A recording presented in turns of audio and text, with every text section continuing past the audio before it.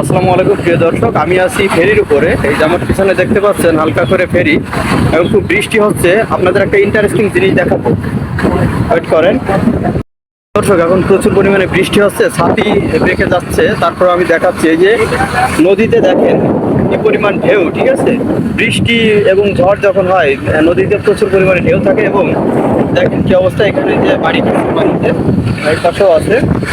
ওই দেখেন, এই পাশে দেখলে সবচেয়ে ভালো বুঝতে পারবেন। দেখেন পানি বাড়ি খাচ্ছে। ঠিক আছে, পানি কিন্তু প্রচুর স্রোত এবং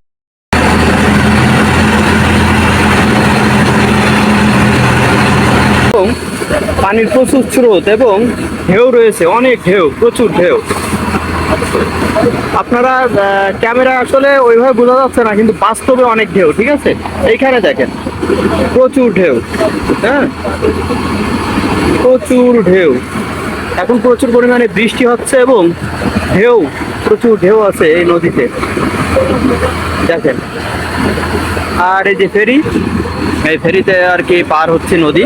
এটা হচ্ছে বলেশ্বর নদী। আর এই যে এটাই মূলত আপনাদেরকে দেখাতে চাচ্ছিলাম যে নদীতে কি পরিমাণ ঢেউ হয়। হ্যাঁ, এখানে কিন্তু প্রচুর পরিমাণে ঢেউ, কিন্তু আসলে ক্যামেরায় বোঝা যাচ্ছে না, ওইভাবে ভিডিওতে বোঝা যাচ্ছে না। এখানে প্রচুর পরিমাণে ঢেউ। হ্যাঁ, তবে নদীতে চলাচল করলে অনেক সময় রিস্ক হয়ে যায়। যখন এর চেয়েও বেশি পানি উথাল পাতাল করে, তখন আসলে চলাচলের জন্য খুবই রিস্ক হয়ে যায়। নৌকায় তো উঠাই যায় না, আর ফেরিতে উঠলেও ঝামেলা হয়। ফেরিতেও মনে করেন দোলে, ফেরিও দোলে। ঠিক আছে, তো ঠিক আছে, এটাই দেখানোর ছিল। তো সবাই ভালো থাকবেন, সুস্থ থাকবেন, আল্লাহ হাফেজ।